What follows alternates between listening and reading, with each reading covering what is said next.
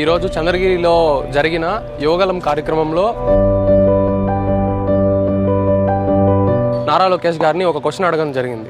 5 years ముందు కష్టపడి government job తెచ్చుకుందామని పెళ్లి చేసుకుందామని వెయిట్ చేస్తున్నాను. జగన్ రెడ్డి మేనిఫెస్టోలో ఇయర్లీ జాబ్ క్యాలెండర్ ఇస్తాను, January 1st ఇస్తాను అని చెప్పాడు.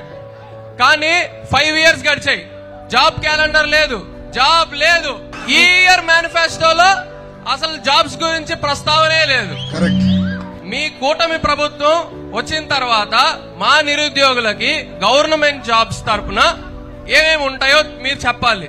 ప్రభుత్వ ఉద్యోగాల గురించి నా స్పీచ్ లో స్పష్టంగా చెప్పా. మన ప్రభుత్వం అధికారంలోకి వచ్చిన తొలి సంతకం మెగా డిఎస్సి పైన ఉంటుంది.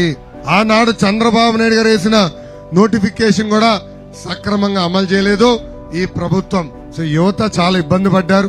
ఇక్కడనే కాదు, రాష్ట్ర వ్యాప్తంగా యువత చాలా నష్టపోయారు. అందుకే తొలి సంతకం మన ప్రభుత్వం మెగా డిఎస్సి పైన ఉంటుంది.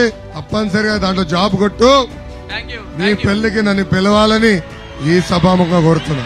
థ్యాంక్ యూ అన్నా.